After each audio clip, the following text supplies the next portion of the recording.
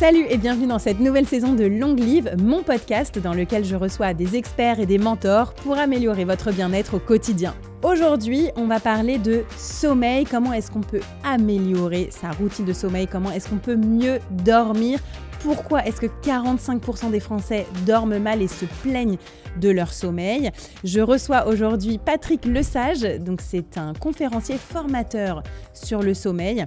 Il a 73 ans et il dort bien et il a vraiment pléthore de conseils à vous donner. Écoutez bien, le sommeil se prépare la journée et c'est une discipline tout autant que le sport, l'alimentation et tout ce que vous voulez améliorer dans votre vie.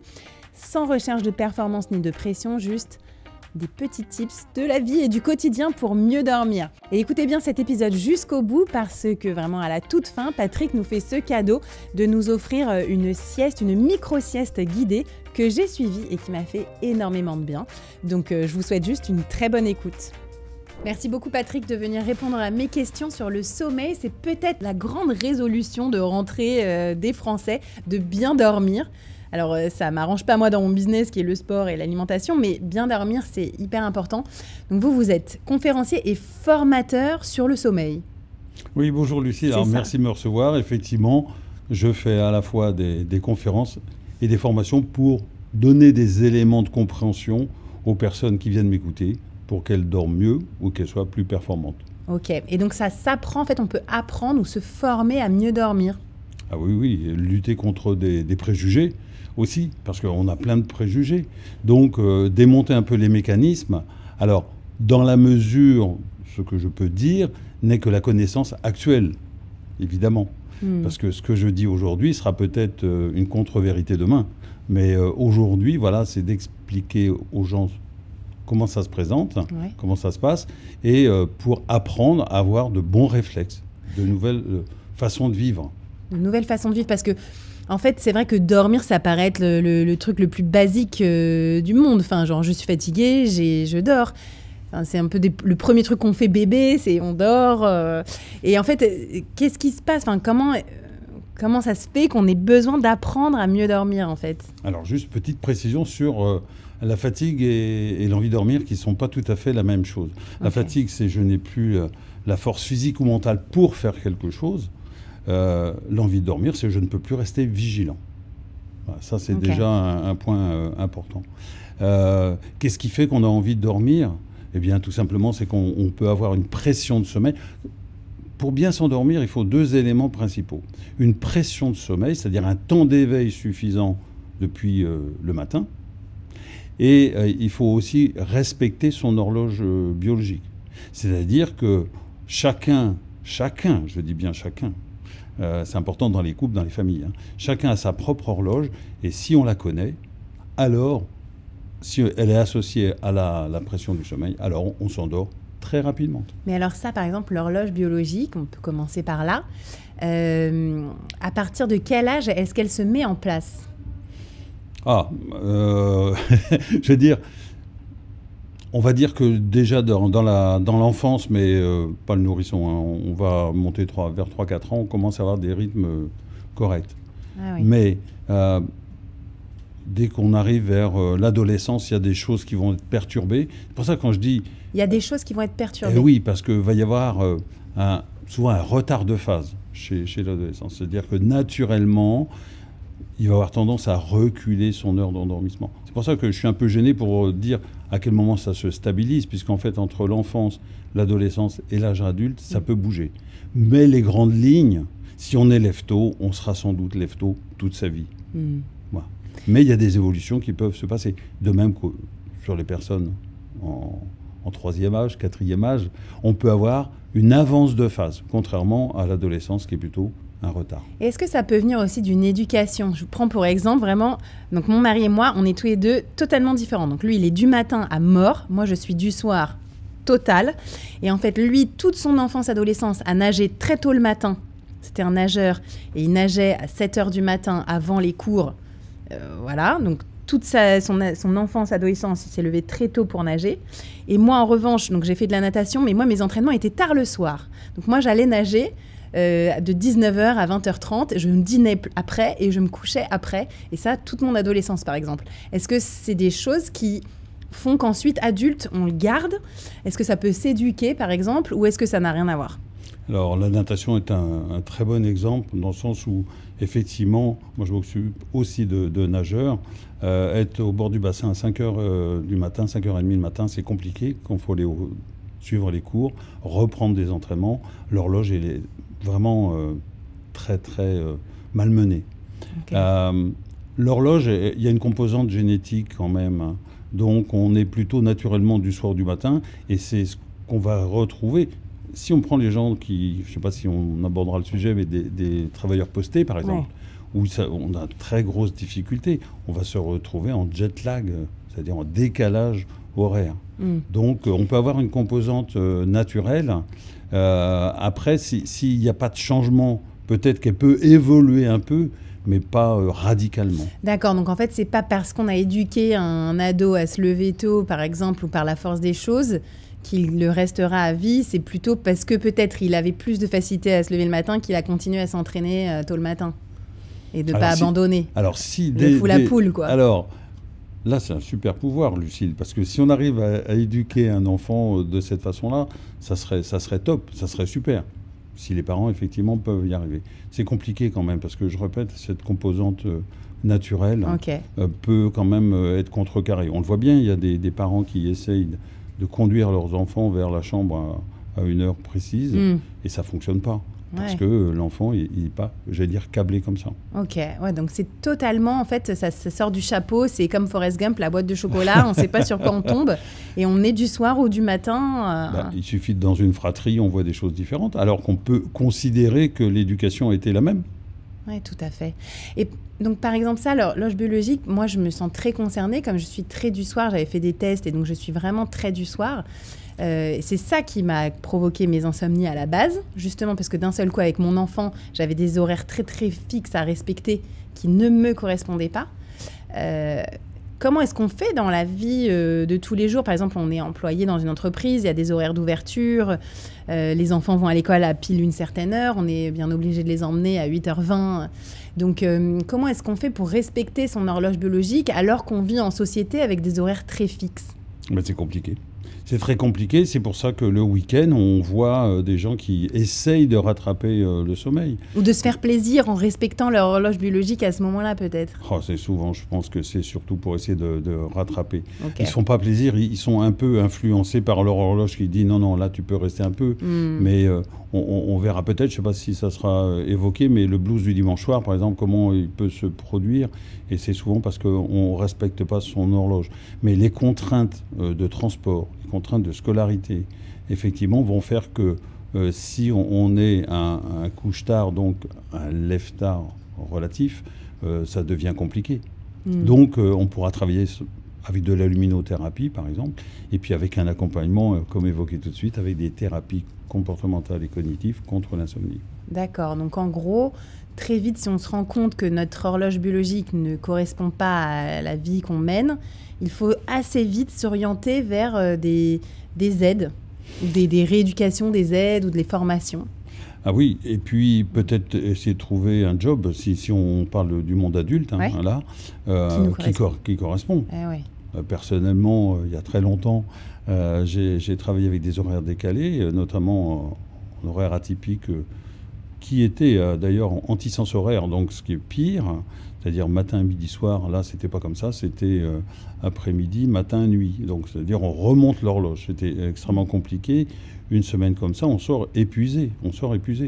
Et moi qui suis plutôt un couche-tôt, donc un lève-tôt aussi, me lever très tôt le matin, ça me pose aucun souci, mais avoir des horaires qui me conduisent à aller vers des couchers tardifs. J'ai fait l'expérience quand j'ai fait ma formation à l'Hôtel-Dieu, par exemple, où il fallait accompagner des patients, dans le cadre de ma formation. J'étais épuisé au bout de 3 jours, parce qu'il faut rester toute la nuit éveillé et suivre les enregistrements.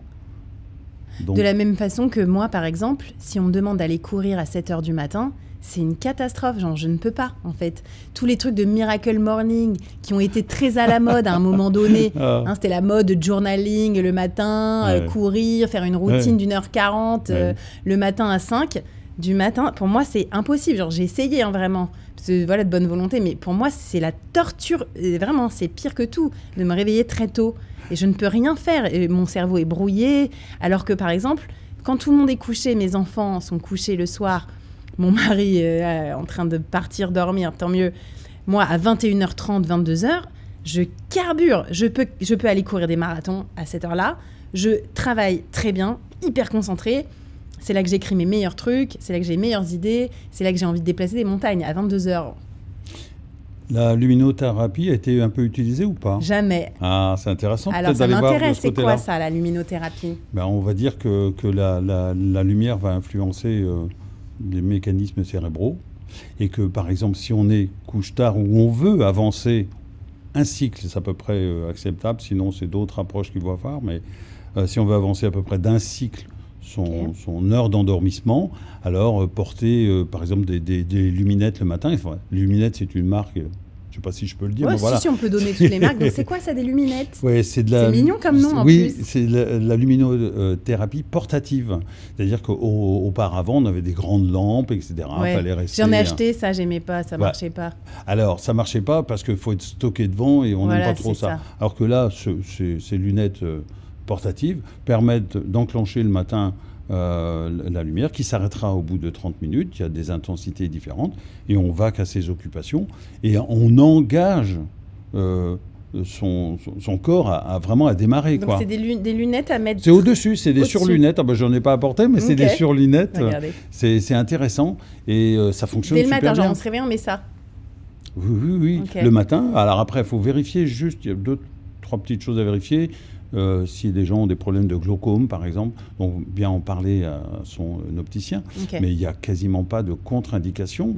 Et je pense à un navigateur que j'ai accompagné sur le dernier Vendée Globe qui portait ce genre de lunettes, voilà, notamment dans les mers du Sud où les journées sont parfois un peu chahutées. Donc pour essayer de garder un rythme. Donc en fait, c'est de la lumière artificielle, mais de la bonne lumière artificielle. Donc on peut jouer avec ça.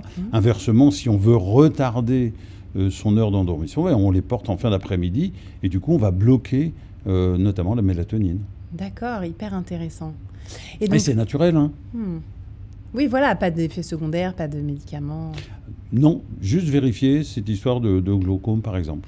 Parce que moi, j'ai vraiment l'impression que justement, ce problème de sommeil que les Français, mais pas que les Français, j'imagine les Européens, mais même tous les pays industrialisés vivent, c'est vraiment un souci finalement de décalage. En fait, on arrive, comme on vit dans une société globale, mais qu'on est tous très, très individuellement différents, on n'arrive pas finalement à se synchroniser tous entre le sommeil et les besoins que la société...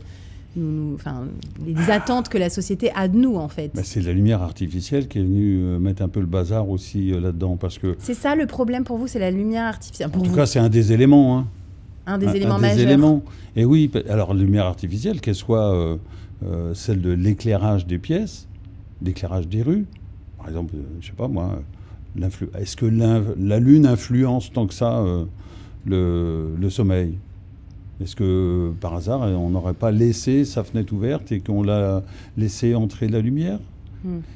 Est-ce que l'observation a été... C'est simple, hein, de voir, quand on va à l'hôtel, par exemple, qu'on arrive, il y a une télé avec une toute petite lumière. Horrible.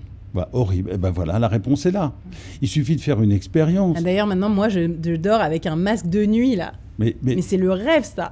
Et alors, dans mes formations, quand j'essaye d'expliquer les choses, je dis aux gens, regardez, voilà, par exemple, moi j'ai une lumière, s'il a une lumière là, on regarde, on ferme les yeux et on passe la main devant le visage. Qu'est-ce qui se passe ? On voit la main, l'ombre. Il y a une ombre, il y a un changement de luminosité. Ça veut dire que le message lumineux arrive au cerveau, y compris les yeux fermés. C'est le principe de « Ah, j'aime bien me lever avec la lumière du jour ». Moi, j'ai des gens dans les formations, dans les usines, ou, enfin, quelle que soit l'entreprise d'ailleurs, les gens me disent « Ah oui, mais moi, j'aime bien me lever avec la lumière du jour ». Je dis « Oui, mais tu bosses quand l'hiver ?» Et oui. Eh oui. Donc cette lumière, elle est importante.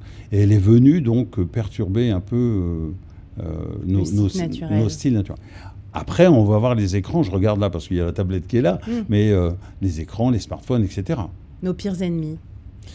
En tout cas, il faut essayer de les dompter. Donc les dompter, c'est avoir une discipline, dire hey, là, on est copains, demain on se revoit. Mais là, je coupe. Parce qu'il y a des chiffres là, du gouvernement qui sont sortis très intéressants. Il y a eu cette feuille de route pour le sommeil des Français.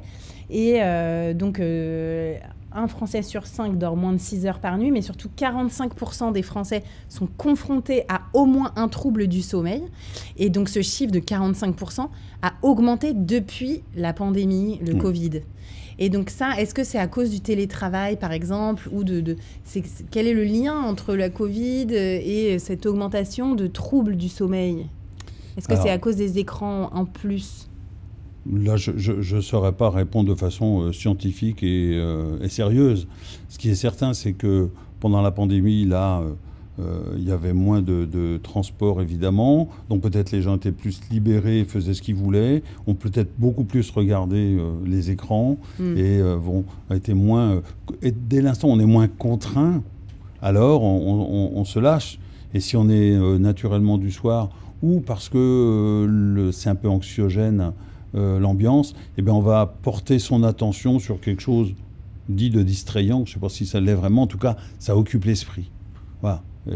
Peut-être. Donc, la pandémie, oui, c'est sûr qu'elle a amené des réflexes et des positionnements différents. Ok. Donc, alors, pourquoi est-ce qu'on dort mal? Donc, on a vu donc, là cette horloge biologique hyper intéressant à respecter autant que possible. Donc, ensuite, voilà, cette luminosité, cette lumière. Quelles sont les autres raisons qui font qu'on dort mal? Très souvent. Et c'est là que moi je peux intervenir, soit après que le corps médical ait pris des positions quand il y a des pathologies, ou avant pour augmenter les performances, par exemple, des sportifs, avoir une hygiène de sommeil. Mais j'allais dire l'hygiène de sommeil, c'est une hygiène de vie, l'hygiène de sommeil. Oui, pour moi, l'hygiène de sommeil elle rentre dans l'hygiène de vie globale. Okay. C'est-à-dire que le sommeil se prépare le jour.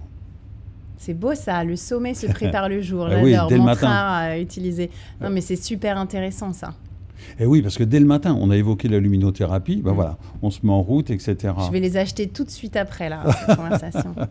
Donc, non, mais c'est hyper intéressant. Donc, on va se préparer. Et puis, dans la journée, si on peut libérer les tensions inutiles, si on peut se relaxer, si on peut se poser. Alors moi, j'utilise un certain nombre de techniques. Hein. On transmet tout ça. Et puis, le soir, avoir de l'exercice, évidemment. C'est pas ici que je vais dire autre chose que faire de l'activité physique, hein, bien sûr. Et puis, une alimentation. Bon, là aussi, il y a des gens prestigieux tels qu'Anthony qui passent régulièrement ici et qui sont porteurs de messages extraordinaires. Donc, si on a une activité physique adaptée, si on arrive à libérer les tensions en journée et si on s'alimente correctement, qu'on respecte son horloge, alors les choses vont bien. Après, selon les âges, évidemment, il y a des situations plus ou moins compliquées. Pour les femmes, on sait que la période de préménopause, ménopause et post-ménopause, c'est compliqué. Pour des gens qui sont comme moi, un peu plus âgés, on peut avoir des fluctuations, mais c'est naturel, il ne faut pas s'inquiéter. Je crois qu'une de mes missions, je ne sais pas si c'est mission, c'est peut-être prétentieux mission, mais après tout, pourquoi pas.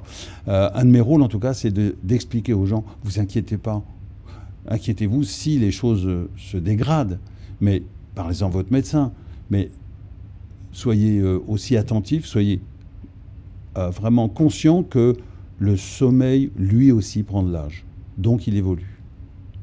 Et est-ce que c'est grave de mal dormir? Parce qu'en fait, parfois, donc on nous dit tous ces trucs, voilà, si tu dors pas, augmentation de maladies cardiovasculaires, risque d'Alzheimer, enfin voilà, on a tout un espèce de panel comme ça de risques. En même temps, on nous dit, si tu dors pas bien une nuit ou deux, c'est pas grave. On peut quand même faire face. On est fait quand même pour ça, pour résister.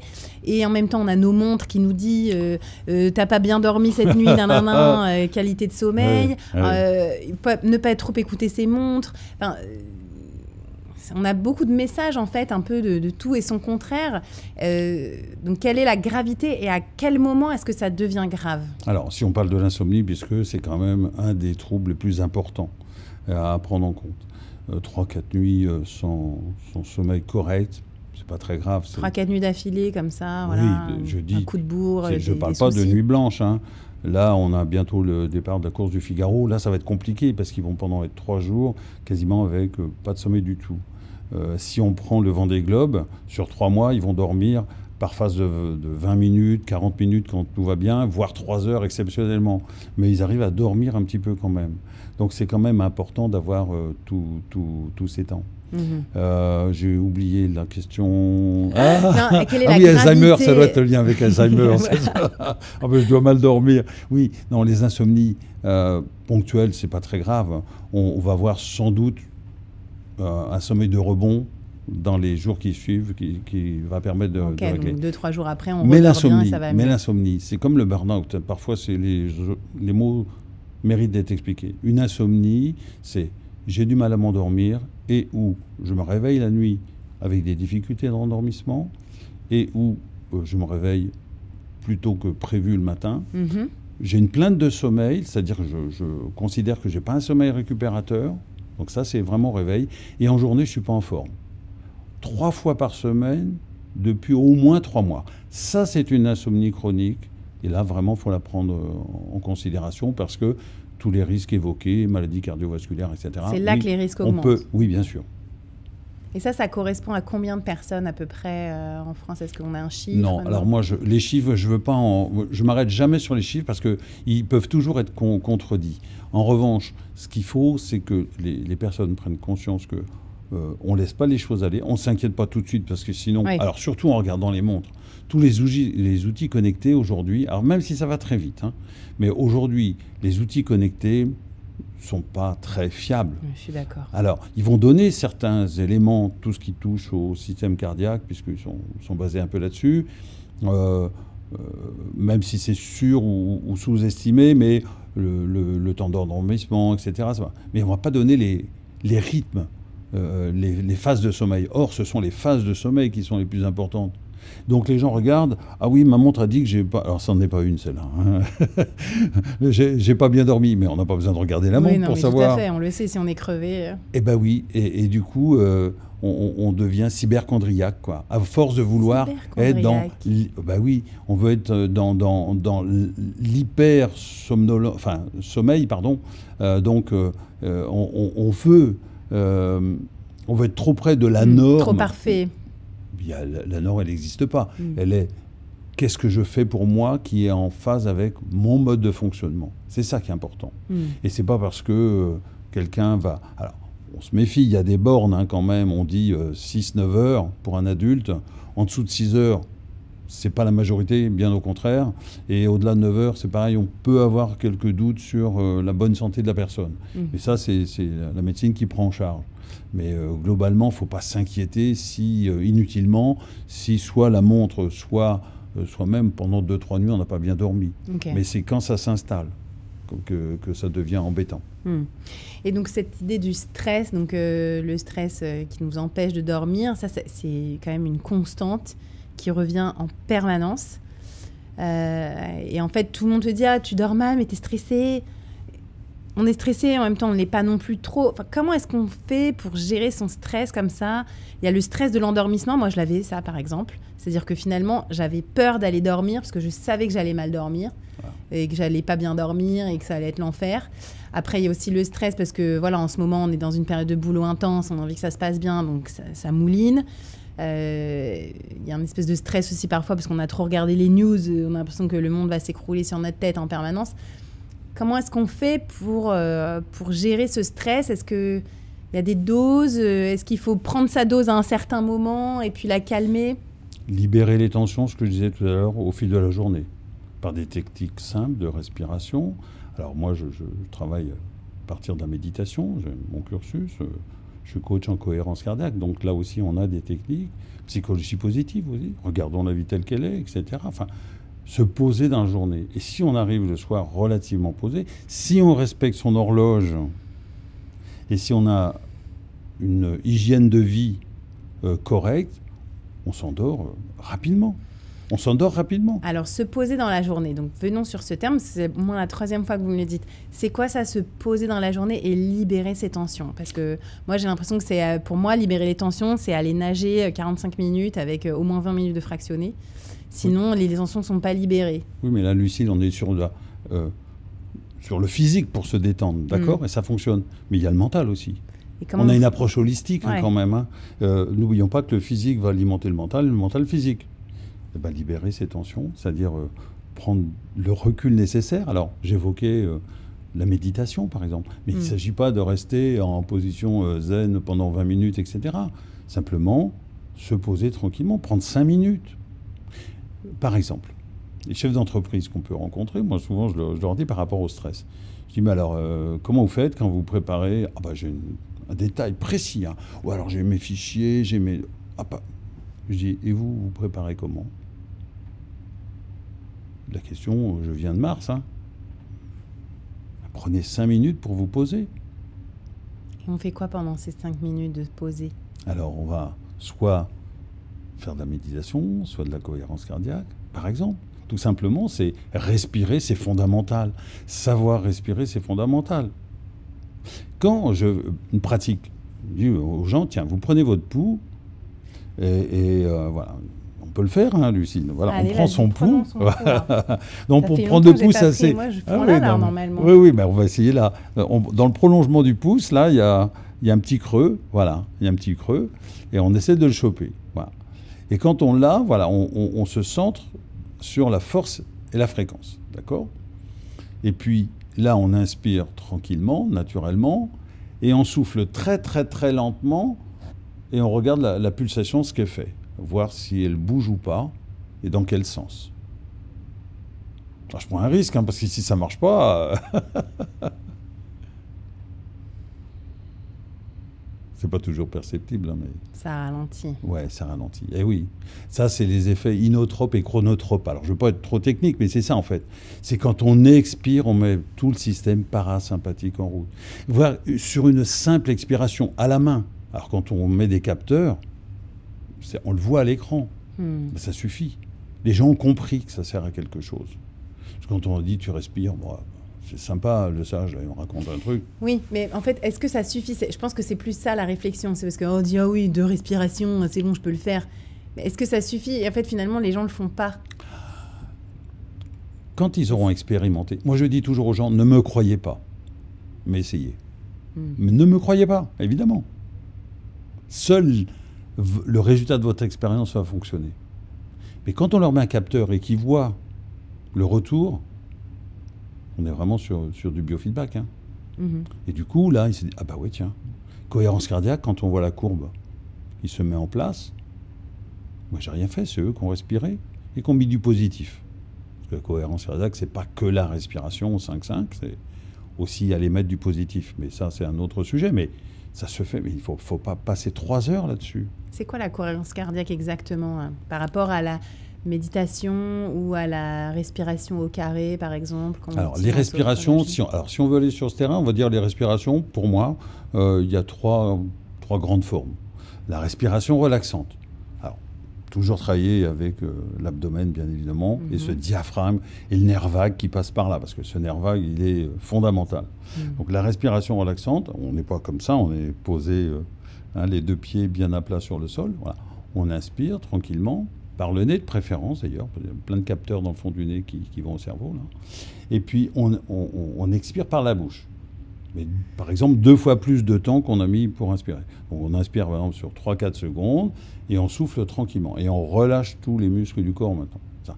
Respiration dite relaxante.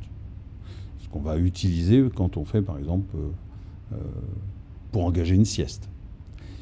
Quand on veut prendre un départ de course, quelle qu'elle soit, souvent on a besoin de se dynamiser.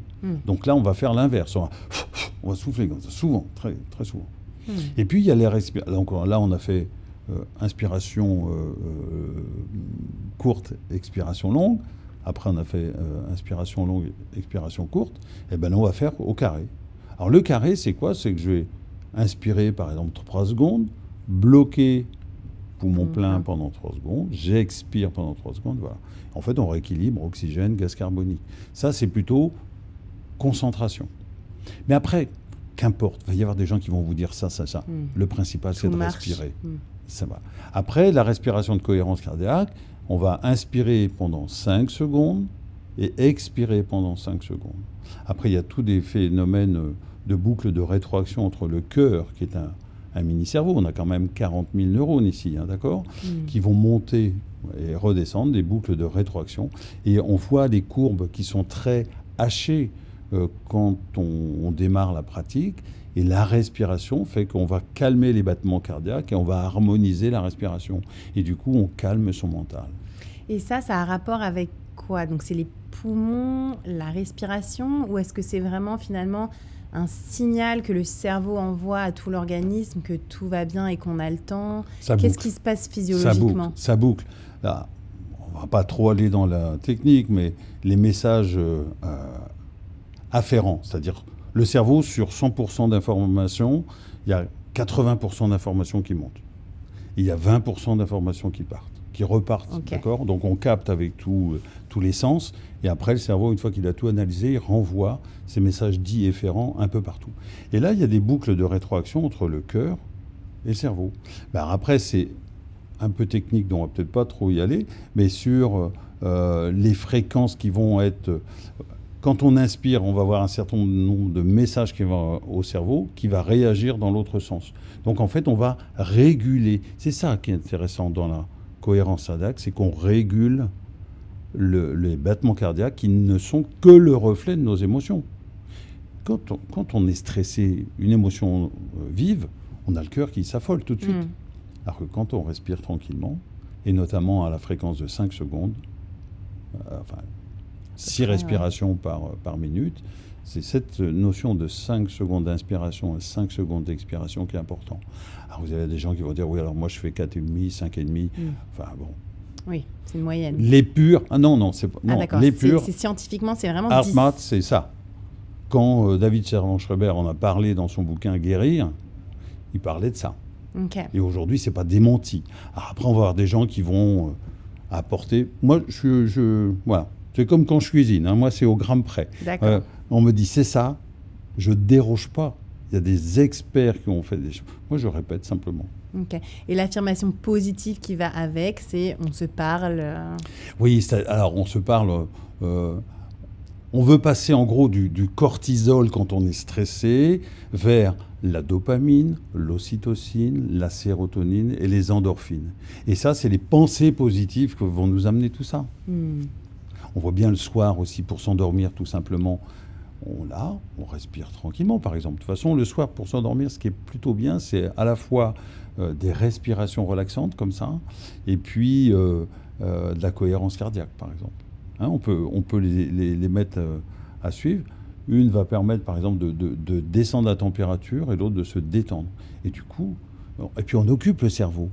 On évite ce qu'on appelle le réseau neuronal par défaut, qui dès qu'on ne pense plus à rien, en fait, il y a quelque chose qui arrive. Donc il faut l'occuper. Et on l'occupe par la respiration notamment.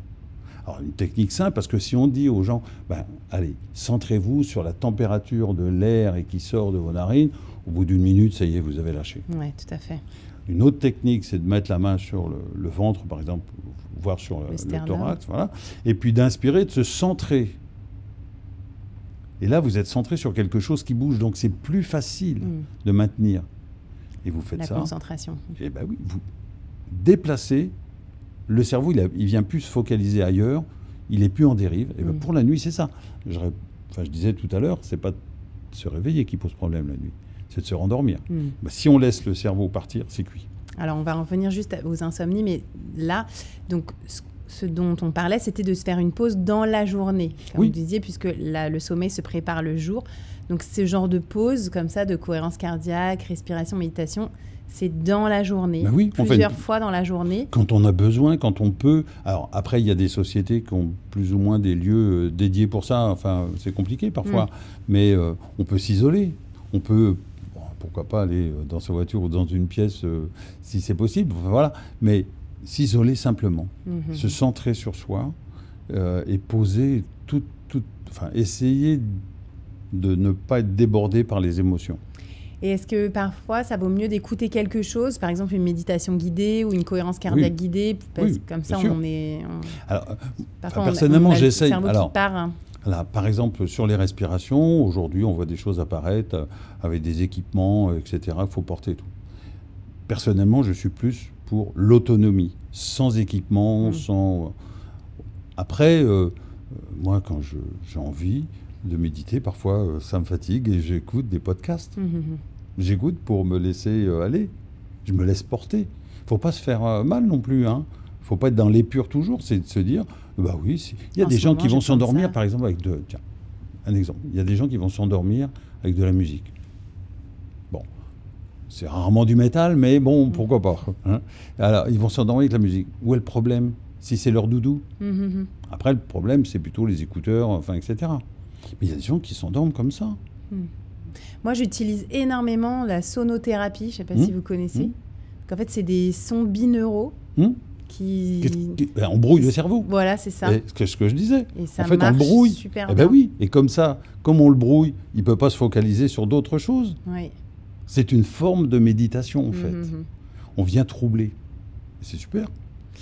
Donc ça, c'est dans la journée. Donc des petits moments comme ça à soi, et ça marche. Ça fait que ça peut marcher. En tout cas, il faut essayer. Fin de journée. Après... Alors, moi, ça marche ou ça marche pas, je reste toujours très prudent parce que des gens qui me disent ah bah tiens, vous êtes un peu sophrologue, donc j'aimerais bien faire de la sophrologie. Mais quelle est votre demande? Et ça correspond peut-être pas à votre besoin, à votre mode de fonctionnement. La méditation, pour moi, ça fonctionne très bien. Enfin, globalement, ça fonctionne bien. Mais peut-être que pour d'autres personnes, ça fonctionnera pas. Donc, il faut aussi trouver les choses les plus adaptées à son mode de fonctionnement. Il faut un peu tester tout ce qui existe. Oui, bien sûr. Et ne pas dire « je veux ça parce que ça a marché sur ma copine ou mon copain ». Non, c'est comment moi je fonctionne. Et c'est vraiment dans l'échange, dans l'alliance thérapeutique aussi qu'on peut avoir avec la personne qui vous accompagne. Parce que si ça ne matche pas, même si la technique est bonne, ça ne marchera pas. Donc, utiliser des enregistrements, oui, ça me paraît super bien. Parce que parfois, finalement, on est tellement occupé dans la journée que finalement, c'est le seul moment où on arrive un peu à penser ou à faire un peu un bilan de sa journée, ou où est-ce que je vais, qu'est-ce que je fais. C'est le soir, en fait, quand tout le monde dort et quand on est au lit. En fait, c'est le seul moment où on est un peu posé. Moi, c'est aussi on va ça se fâcher, là, Lucille, tout de suite. Là. Non, alors, je suis d'accord pour faire le bilan de la journée, mais pas dans la chambre. La chambre, c'est sacré. On dort et on se retrouve avec son partenaire ou sa partenaire. Mais la chambre, c'est fait pour dormir. Donc, quand on fait des thérapies, on réapprend aux personnes que la chambre, c'est fait pour dormir. Il y a des gens qui me disent « Ah, moi, je lis, faut pas lire. » C'est pas une salle de lecture, de préférence.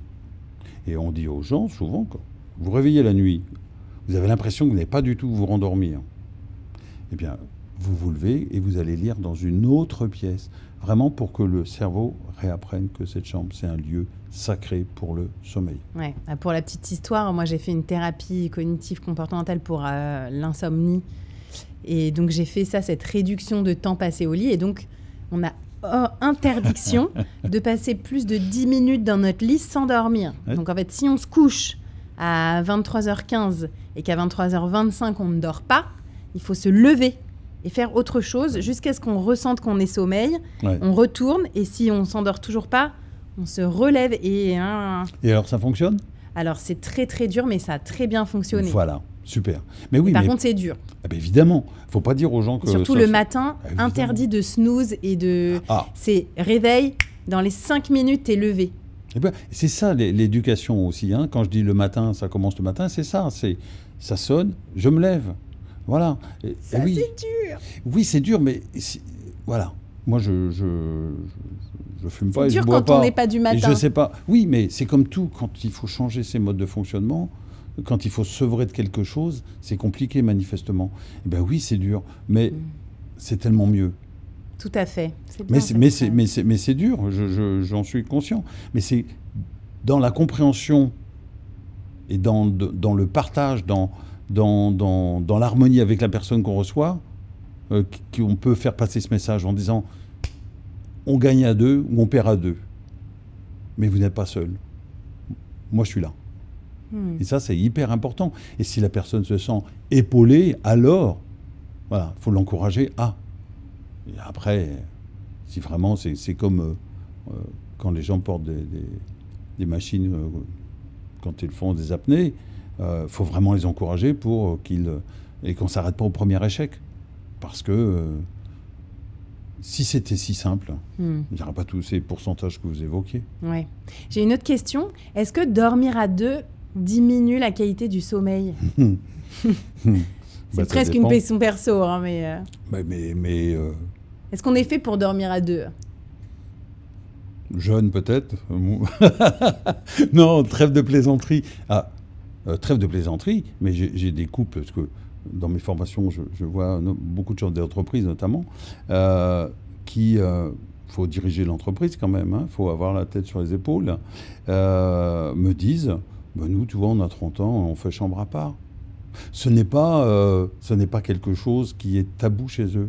Chez les gens de ma génération, on n'était pas dans la même chambre. Oh là là, c'est qu'il y avait l'eau dans le gaz, comme on dit. Eh ben non, aujourd'hui, si chacun respecte le sommeil de l'autre, ça c'est important. Voilà. C'est-à-dire que si effectivement il y a un qui se couche plus tôt, faut aller délicatement dans la chambre pour ne pas réveiller l'autre. Eh oui. Voilà. Ne pas essayer sans doute de faire en sorte que le couche-tôt aille vers le couche-tard, etc. Parce que ça peut être un peu compliqué. Simplement respecter. Donc ça peut être un inconvénient de coucher dans la même chambre. Alors quand on a des horaires décalés, c'est compliqué. Parce que quand vous avez quelqu'un qui va se lever à 4 heures du matin, alors qu'on est plutôt sur du sommeil lent, la personne qui est d'à côté va peut-être avoir des difficultés pour se rendormir. C'est l'éloge de la chambre à part là, que vous me faites, en tant qu'expert et accompagnateur, formateur de sommeil. Quand les personnes... Alors en plus, il y a les ronflements, éventuellement. Hein. Bon, oui. On n'a pas mis tout ça. Hein. Non, mais effectivement, c'est comme... Tiens, ou aussi la température. Il y en a qui veulent dormir dans du très froid, d'autres non. Voilà. On parlait d'eux, mais ça peut être un animal aussi dans la chambre. Ouais, c'est dormir à deux, ça aussi. Quand le chat monte sur le lit... oui, j'ai l'impression qu'il y a du vécu. Moi, j'étrangle le chat. Non, mais on a arrêté de faire ça. Oui, non, mais... J'adore mon chat. Oui, on a arrêté. Mais enfin, il est mort qu'une fois, sans doute, s'il a été étranglé. non, maintenant, il dort à la buanderie. Non, mais on est d'accord. C'est-à-dire que le chat, il vient la nuit. En principe, il est plutôt câblé, lui, pour être en forme. Voilà. Oui, nocturne, pardon. Nocturne, exactement. Donc, lui, il va venir sur le lit. Il va faire des micro-éveils que les personnes ne perçoivent pas obligatoirement. Mais qui fatiguent malgré tout. Qui font des micro-éveils, comme pour les apnées. Et le matin, on est fatigué, on va chercher. De toute façon, globalement, par rapport au sommeil, si je devais résumer, pour moi, c'est est-ce que je suis en forme le matin? Est-ce que je suis en forme en journée? Et si on n'est pas en forme le matin, pas en forme en journée, il faut essayer d'aller trouver pourquoi. Il y a une raison. Elle est soit médicale, dans ces cas-là, elle est prise en charge par les médecins, soit elle est d'ordre comportemental.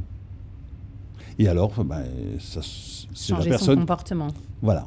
Mais il y a une différence entre attitude et comportement. On est bien d'accord. L'attitude, c'est ce que j'ai dans la tête. Oui, je suis d'accord avec ce que dit Patrick.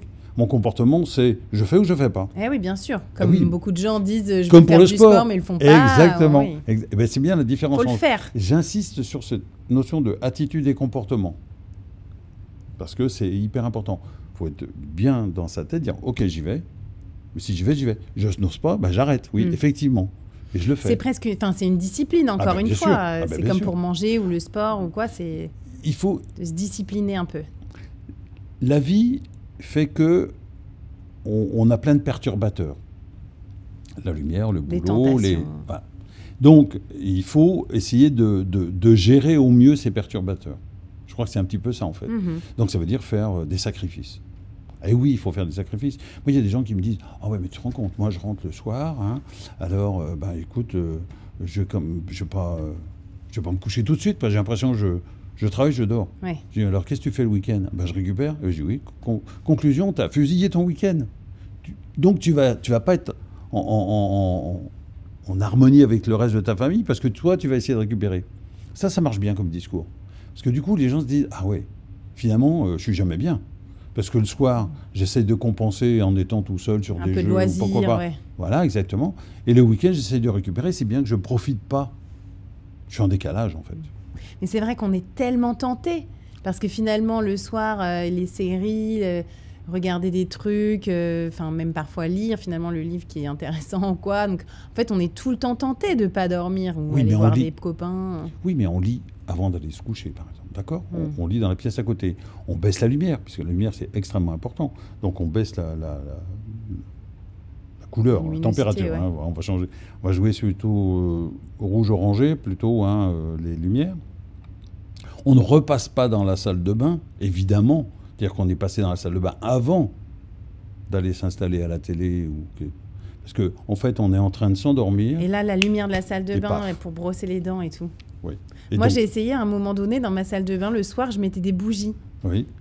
En fait, c'est juste que c'est un peu chiant à allumer. Ouais. Mais c'était pas mal. Alors, il y a peut-être... Non, il y a quelqu'un qui a lancé... j'ai pas vu ce produit, enfin, je l'ai vu comme ça, mais c'est une petite lumière rouge avec une espèce de forme de flamme. Là, c'est sympa, plutôt. Ça a l'air bien kitsch, ça. Oui, non, mais, mais je pense que ça peut fonctionner parce que cette lumière rouge, en fait, va pas bloquer la mélatonine, va pas avoir cette côté agressif. Donc, je pense que ça vaut le coup d'expérimenter.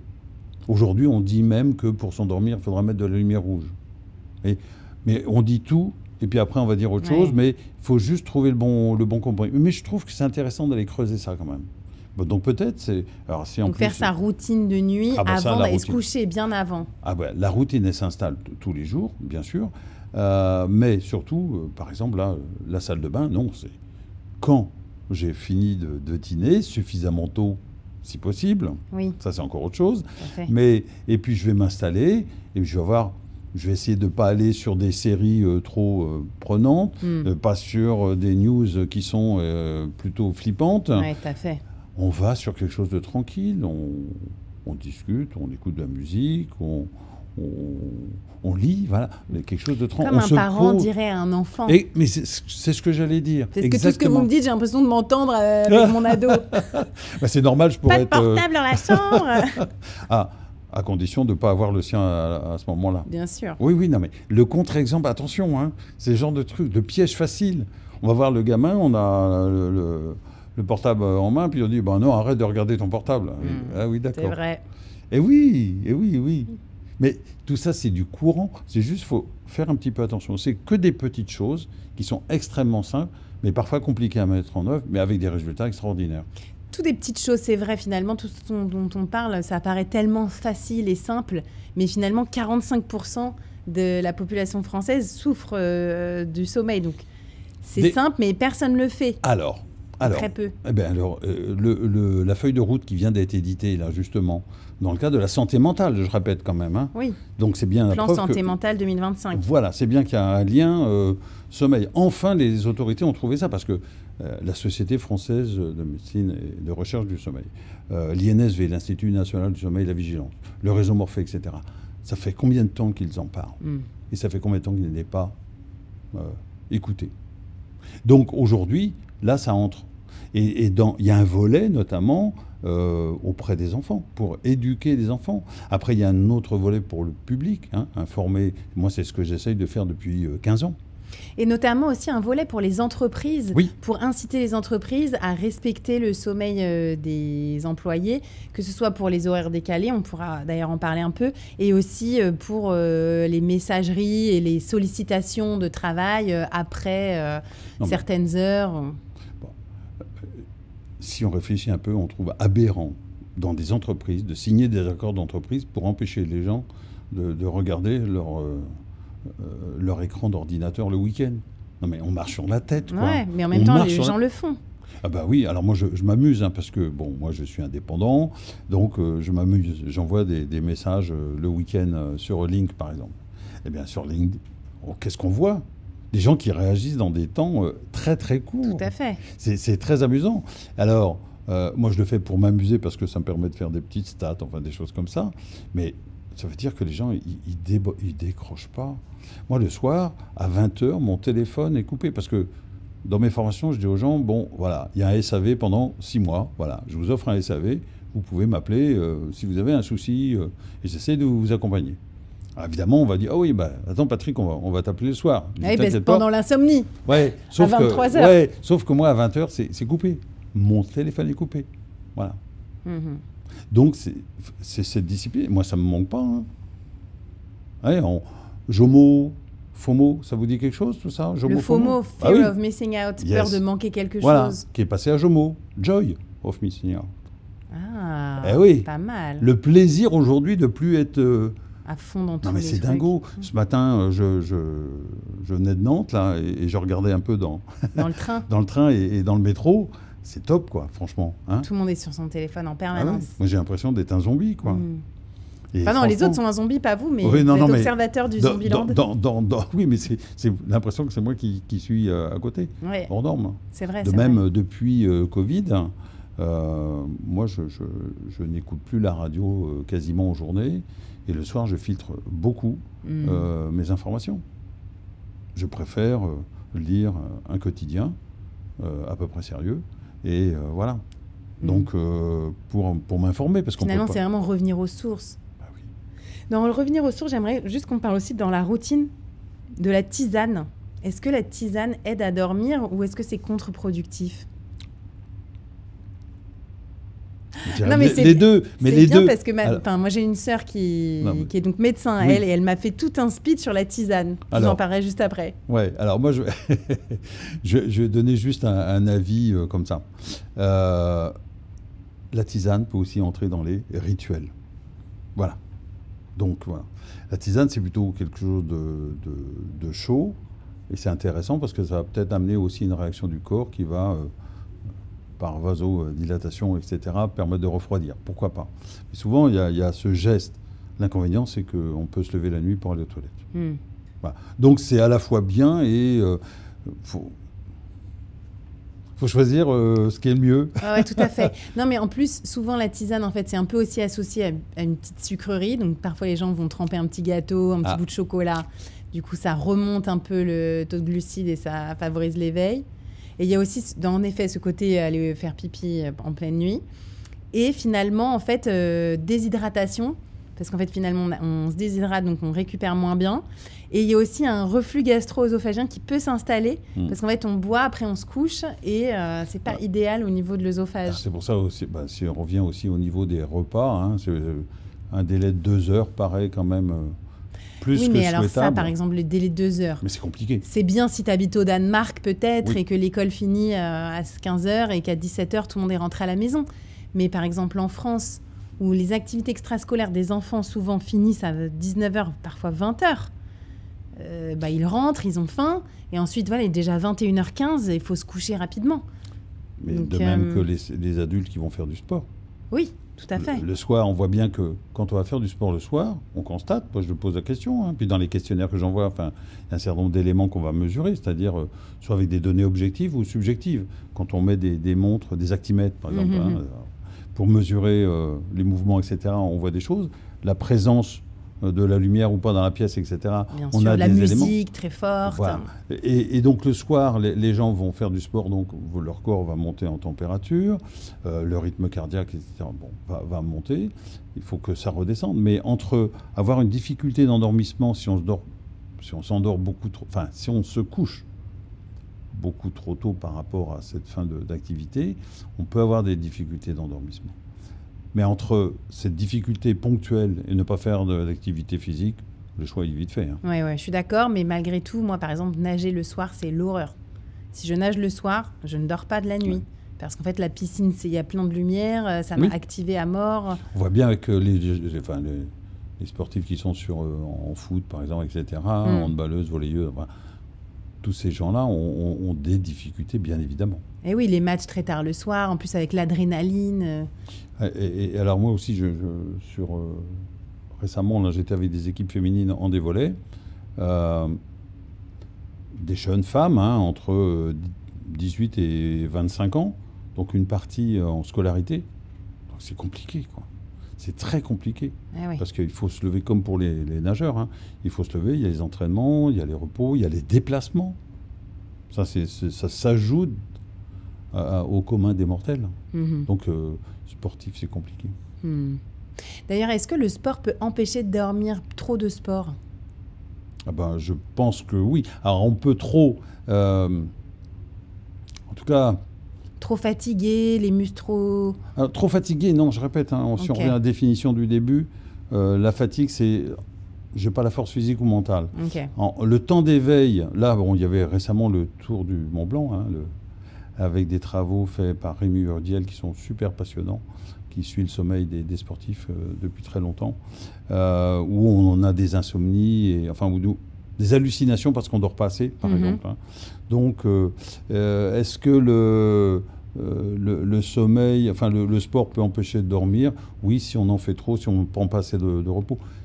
Il faut savoir aussi qu'un sportif de haut niveau a des besoins supérieurs que, enfin moi en tout cas, a besoin pour récupérer, réduire le risque de blessure, avoir des maladies,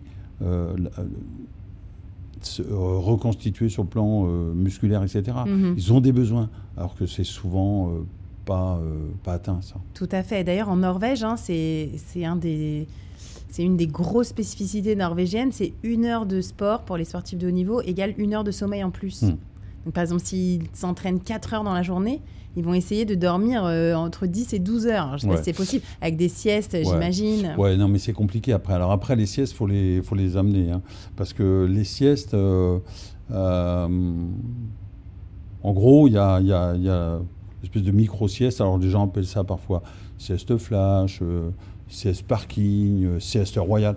Moi, dans le bouquin, j'ai appelé SM, XL, etc. C'est plus simple, hein, voilà. Toute petite, là... micro-sommeil. Allez, en Paris Surface, là, on est tranquille dans le bus, on ferme les yeux un peu. Déjà, le fait de fermer les yeux, on change les ondes cérébrales. Hein, on passe en ondes alpha, entre 8 et 12 Hz, donc on est déjà en train de se calmer tranquillement.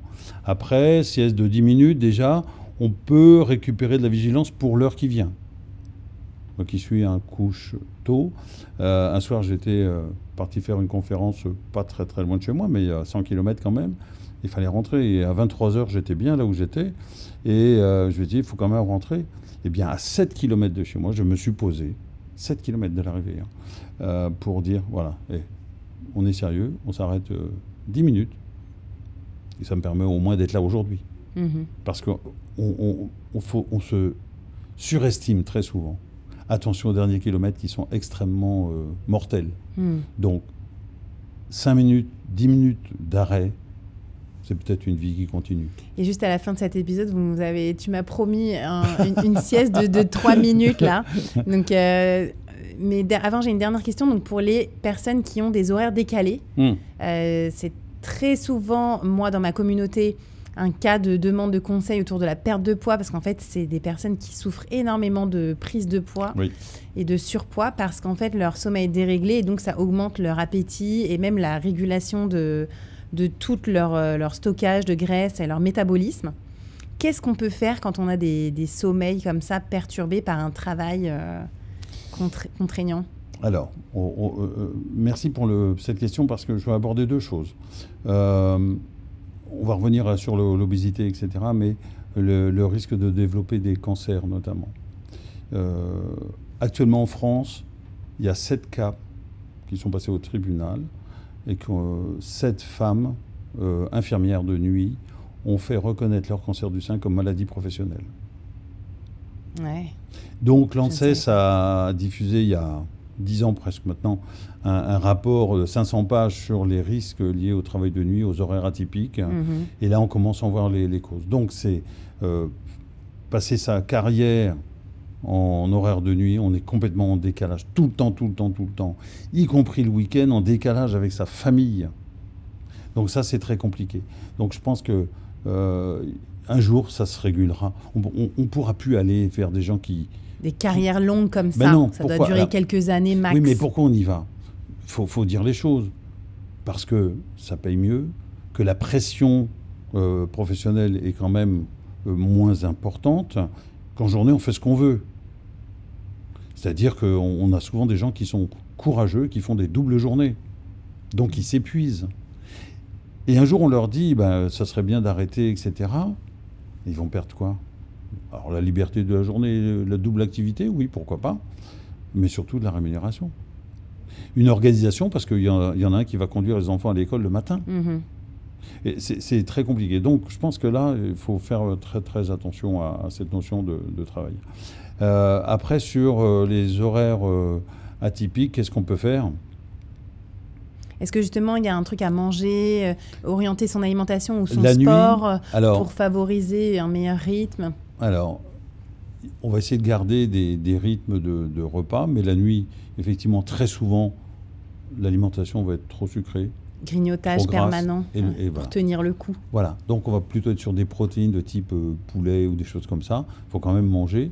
Le matin, quand on rentre, prendre un petit déjeuner léger quand même, pas s'exposer à la lumière. Donc pourquoi pas mettre des lunettes de soleil pour filtrer un petit peu cette lumière, s'endormir plus facilement. Et l'après-midi, j'allais dire, presque de façon obligatoire, faire une sieste d'1h30. Parce qu'un travailleur de nuit va se coucher vers 6, 7, 8 heures. Du matin. Du matin. Mais son corps lui dit, hey, on se lève, c'est l'heure. Cortisol et mélatonine vont être en sens inverse. Et si on essaye de se coucher à 7, 8 heures, on va finir, parce que la pression de sommeil est telle que... Mais on va se réveiller au bout de 3 cycles, par exemple. Et là, on va avoir du mal à se rendormir, parce que... Il est midi. Il y a du bruit, il y a de la lumière, pourquoi pas, etc. Donc on va être en dette. C'est-à-dire qu'on va avoir au moins un cycle de moins par nuit. C'est-à-dire qu'à la fin de la semaine, c'est une nuit en moins. Donc ça ne se rattrape pas. Dans le corps, la nuit, c'est très actif ce qui se passe dans le corps. Donc il y a des choses qui passent, elles ne repassent pas. On passe à la nuit suivante. Donc il y a des choses qui ne sont pas réparées. La mémoire, les muscles, Par les exemple, tendons, les os. Exactement. Donc il faut essayer. Et essayer. Il y a 25% des gens qui sont en horaire atypique. Donc, essayer d'avoir l'activité physique et une alimentation adaptée, effectivement, à pas grignoter et manger, alors, évidemment s'hydrater. Le café, on fait attention, parce que le café, on n'en a pas parlé, mais le café, c'est plutôt très bien. C'est plutôt très bien. Ça va peut-être faire une transition avec la pratique de la sieste, mais 3 cafés par jour, on dit que c'est plutôt bien, y compris pour le système cardiovasculaire.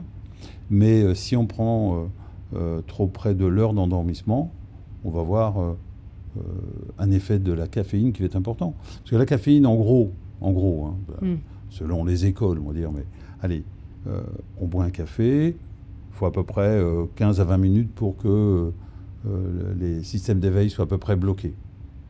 Le pic d'activité, c'est 1 heure après. Et après, ça descend tout doucement. C'est-à-dire 3-4 heures après, on est en demi-vie de la caféine. Et 6-8 heures après, on est en quart. Donc, si on est en travail de jour, là par exemple, on prend un café ce matin à 7 heures, paf, allez, à 15 heures, il nous reste encore 25%. Mais entre-temps, on en a repris un petit café. Bien sûr, oui, si on en a repris un à 11 heures. Voilà, donc c'est pour ça qu'il faut arrêter, parce que les gens disent, oui, ça me fait rien, ça me fait rien. Ils ont l'impression que ça fait rien. Mais ça peut déstructurer le sommeil quand même. Déstructurer le sommeil, même si on s'endort malgré tout. Oui. C'est comme l'alcool. Je dis, ouais, ça m'endort. Oui, c'est sûr, ça t'endort. Ça dépend de la dose, mais ça t'endort. Le matin, vous parlez de déshydratation, comment ça se passe et comment le sommeil a été haché. Oui. L'avantage, c'est qu'on fait un apprentissage d'un sommeil de personnes âgées dans ces cas-là, c'est-à-dire avec des réveils plus fréquents. Alors justement, avant que tu nous fasses cette micro-sieste, donc toi, tu as plus de 70 ans. Comment est-ce que tu dors ? Parce que moi, j'ai vraiment les exemples avec mes parents de sommeil très perturbé. Comment est-ce que tu arrives à dormir bien après 70 ans ? Je crois que j'ai une discipline de vie qui est un peu... Je suis pas un moine, c'est pas monastique chez moi, mais je crois avoir une grande régularité. Et dès l'instant où je vais décaler, je vais savoir pourquoi tous les matins je suis debout à 5h30. Mais c'est pas bien, c'est mon rythme. C'est pas bien ? Non, je veux dire c'est pas bien, c'est pas un modèle dans ce sens-là. C'est mon rythme, ça me pose aucun problème. Et je suis tout de suite dans les tours, comme on dit. Quelle chance. Je sais pas. Ça correspond à mon mode de fonctionnement. Moi, je trouve, malgré tout, c'est une aparté, mais dans la vie dans laquelle on est en ce moment, c'est plus facile et c'est mieux mis en valeur d'être du matin que du soir. Ouais. C'est un avantage sociétal. Oui, mais je ne veux pas le présenter comme ça, mais pour moi, ça me va bien. Et en plus, moi, qui suis du soir, je le vis. Et en plus, le soir, je connais 21h30, là il y a un super train qui passe. Hein. Alors super. Hein. Alors, c'est très amusant parce que dans le bouquin, quand j'avais écrit le bouquin... C'est tôt, c'est le début de journée. Oui, non mais c'est très étonnant parce que quand j'avais rédigé, il y avait un passage là-dessus. Et j'évoquais, c'est une petite histoire, où je disais qu'il y avait un garçon, quand il était petit, entre 19h55 et 20h05, ses parents lui disaient, bah, toi tu pousses tout sur la table et tu t'endors. Après, ce personnage qui était adulte, à 21h30, quand il était à la chorale, il y avait un passage à vide. Hein. Et si ce n'est pas son pupitre qui chantait, c'était un peu difficile.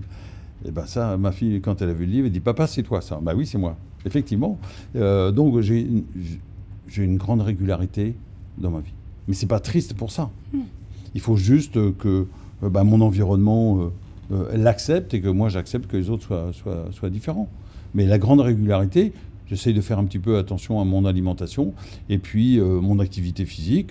Bah, voilà, pour venir tout à l'heure, je fais mes 5 petits kilomètres à pied, tranquille, entre Montparnasse et Saint-Lazare. Voilà.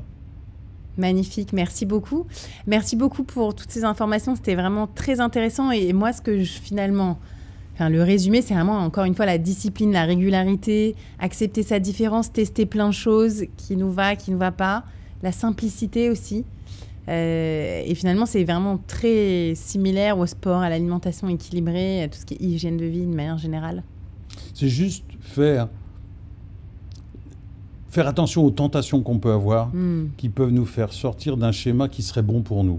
Après, ce sont des choix.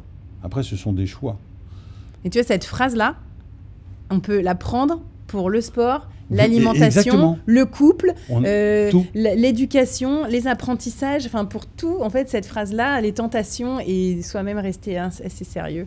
Mais c'est pour ça que j'ai pas de difficulté, parce que les gens disent « Oh, attends, on va aller le voir ». J'ai parfois le cas avec des sportifs qui pensent que moi, je vais être là pour leur dire « il ne faut pas regarder le smartphone, faut pas… » Non. Moi, je suis juste là pour leur dire « est-ce que tu veux être meilleur ou pas ? Est-ce que tu veux avoir moins de blessures? Est-ce que tu veux récupérer plus facilement, etc. » Et je dois dire encore que beaucoup d'entraîneurs, de directeurs techniques ne sont pas conscients de ces choses-là. On le trouve qu'au haut niveau en France. Et dans des clubs, y compris au niveau national, ce n'est pas encore entendu. Ça paraît être un gadget. Là, il y a des choses. Donc, il faut effectivement faire des choix qui sont liés parfois évidemment à des sacrifices, mais quel confort on en tire. Donc là, encore une fois, il ne faut pas me croire, mais il faut essayer.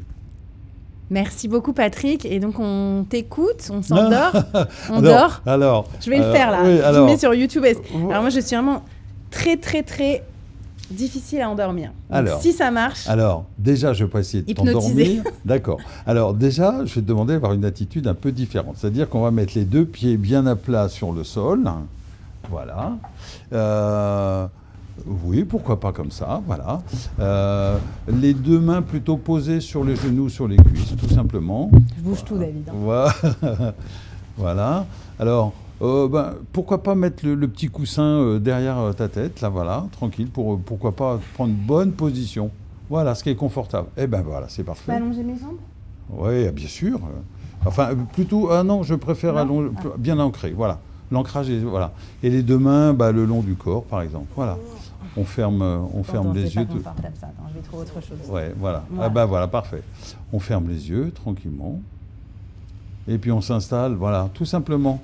Alors l'idée n'est pas, là, on fait ça en 3-4 minutes, c'est juste pour montrer un peu le schéma. Voilà, déjà, on se pose tranquille. On se dit d'abord, je prends ce temps pour moi. D'ailleurs, on peut se remercier déjà, par avance, d'avoir pris ce temps pour soi. Voilà. On s'installe, on prend conscience de la position du corps, les pieds sur le sol, les cuisses sur le fauteuil, le dos sur le coussin, la tête reposée tranquille. Et voilà, on installe une respiration tranquille, bien abdominale, en gonflant d'abord le ventre, voilà, le ventre d'abord et non pas le thorax, voilà. Ah, je suis un affreux avec ça, moi je dois le dire, tranquillement. On s'installe dans la respiration et puis on essaie de l'allonger. Si on peut aller à 5 secondes, c'est parfait, hein. Mais sinon, on peut faire une respiration relaxante. On inspire et on souffle. On ouvre bien la bouche pour souffler. On inspire et on souffle tranquillement. Donc, en l'occurrence, si on faisait une sieste, on aurait pu prendre un café avant de faire la sieste, parce que j'ai évoqué tout à l'heure qu'il faut à peu près 10 minutes pour que ça fonctionne. Donc, c'est quand on sortira de la sieste que l'effet commencera à s'installer. C'est moi qui vais servir là, de réveil. Donc, on peut mettre son smartphone, etc., sur, par exemple, 5 ou 10 minutes, un quart d'heure, si on veut. Voilà.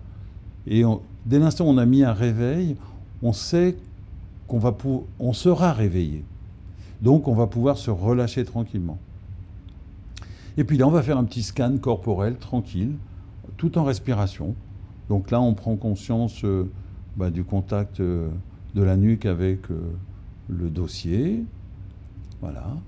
Et on reste centré sur soi. Voilà. On prend conscience du front, par exemple. Et sur chaque expiration, tu vas essayer de bien détendre ton front au maximum, de le rendre le plus lisse possible. Alors, je le fais un petit peu en méthode accélérée, hein, mais voilà. Et puis après quelques respirations de ce type, on peut passer au niveau des yeux.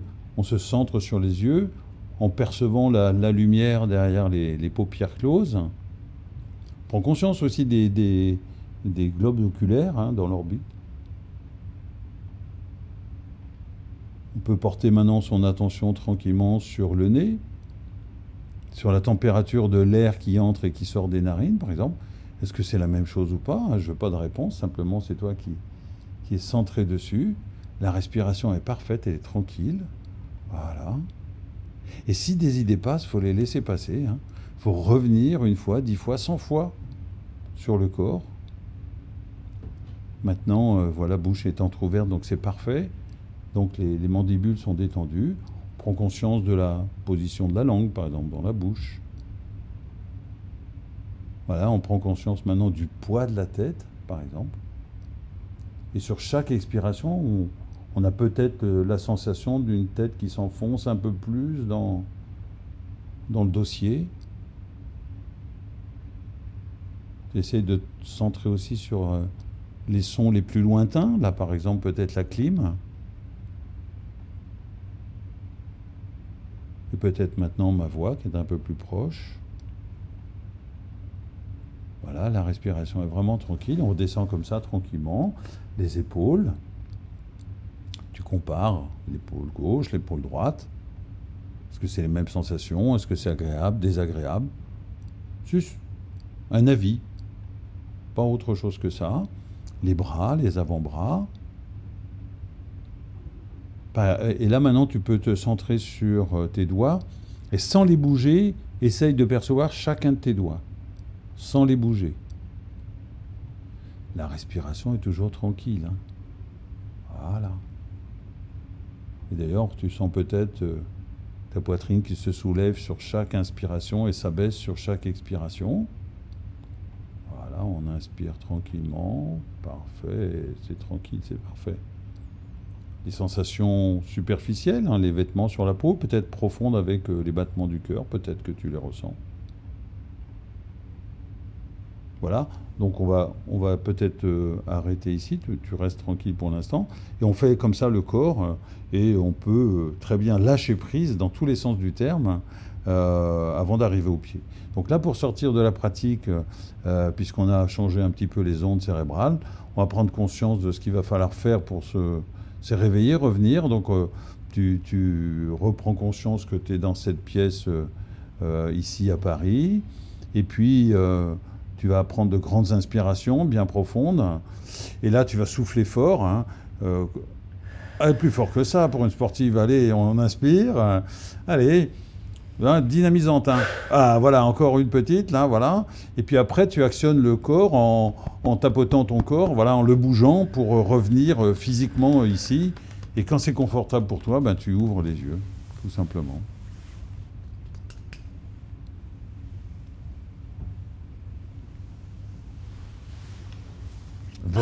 Version super express. Mais l'idée, c'est ça. Ça fait bien. Ouais. Non, mais sincèrement, quand on prend le temps, comme ça, on se pose. Et puis, voilà. Moi, tout à l'heure, en vous attendant, je me suis fait ma petite pause dans l'entrée. Là, il y avait plein de gens à entrer, sortir. J'étais dans mon petit monde. J'étais super. Voilà. Et apparemment, j'étais à peu près réveillé, là, sur le début de l'entretien. Merci. En fait, si, ça avait vraiment du bien. On se sent... tu vois, hop, ça redonne un petit coup de fouet. Oui, c'est exactement. Voilà, histoire d'1 heure ou 2, quoi. Exactement. Passer à la réunion plus tard. Et on a pris 5 minutes, hein. Tout à fait. Pas plus. Comment est-ce qu'on te retrouve? Comment est-ce qu'on accède à tes services? Comment est-ce qu'on te contacte? Alors, si on fait Patrick Lesage Sommeil, a priori, on arrive sur mon site, c'est le plus simple. Après, on peut me contacter via la fiche de contact qu'il y a sur mon site. Ok. Après, je suis sur LinkedIn, Facebook un peu, mais pas tant que ça. Plutôt LinkedIn. Ok, voilà. Merci infiniment en tout cas pour tous ces conseils et dormez bien. Merci. Alors, est-ce que vous allez mieux dormir à partir de maintenant? Est-ce que vous allez faire plus attention à votre routine sommeil qui, je le répète, se prépare toute la journée avant d'aller dormir? Moi, en tout cas, j'ai adoré cette conversation. Il y a plein de petits trucs qui m'ont donné envie. Clairement, les luminettes, c'est sur ma top liste priorité d'achat de ces prochains jours. Et puis, je vous retrouve dans le débrief avec David pour parler justement de comment est-ce qu'on a peut-être amélioré notre routine sommeil grâce aux conseils de Patrick Lesage. Merci beaucoup de nous écouter, de nous regarder. Toujours très nombreux ici sur YouTube, mais aussi sur toutes les applis d'écoute de podcast. Abonnez-vous à la chaîne YouTube et abonnez-vous à ce podcast pour nous donner plus de visibilité, pour être sûr de bien tout écouter. Aussi, tous nos conseils. On se retrouve la semaine prochaine. Salut!